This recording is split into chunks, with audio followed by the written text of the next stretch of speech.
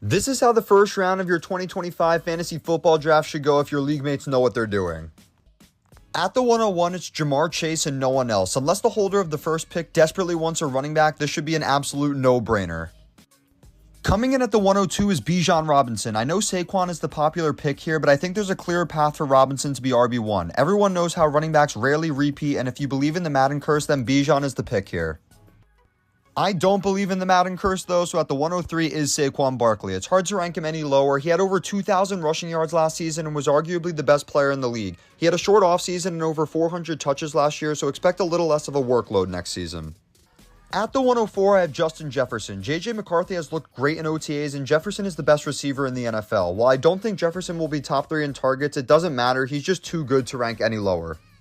With the 5th pick, I have CeeDee Lamb. The Cowboys are going to have to rely on the passing game this year with a weak backfield, and Pickens is going to open up the field so Lamb isn't being double-teamed on every play like last season. A fully healthy Dak gives Lamb overall wide receiver 1 upside.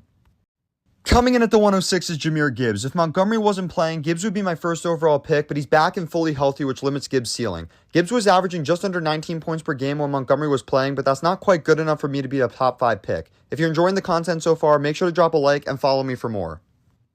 At the 107 spot, it's Amon-Ra St. Brown. He's had back-to-back wide receiver 3 finishes and over 100 receptions for 3 years in a row. While I think the departure of Ben Johnson could hurt Amon-Ra's ceiling, he is one of the most consistent fantasy players and will see at least 120 targets still.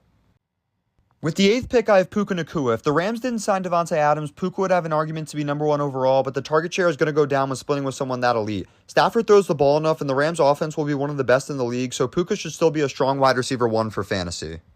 Sticking with the wide receiver trend, I have Malik Nabers at the 109. He had over 100 receptions in his rookie year and finished as the wide receiver 6 with the worst quarterback room in the league. Whoever ends up throwing him the ball is going to be an upgrade, especially if it's Jameis Winston, and his talent will shine through on a struggling Giants team.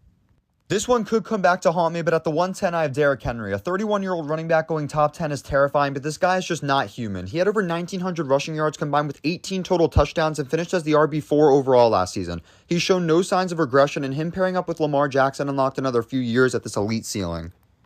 Coming in at the 111, I have Nico Collins. He was elite last year before he got hurt and is a true X receiver for CJ Stroud. I think the Texans' passing attack could start off a little sluggish with a new wide receiver 2, 3, and 4, but Nico will still put out elite production and be the bright spot for them. The last pick in the first round is Brian Thomas Jr. He was the wide receiver 4 last season with almost 1,300 yards and 10 touchdowns, but a lot of that production actually came with Mac Jones, so I'm hoping Trevor Lawrence keeps up that trend. Liam Cohen is coming in, and I think he plans to run this offense through Thomas, and Travis Hunter should also open up the field for him a little bit more. Make sure to like and follow for more daily fantasy content.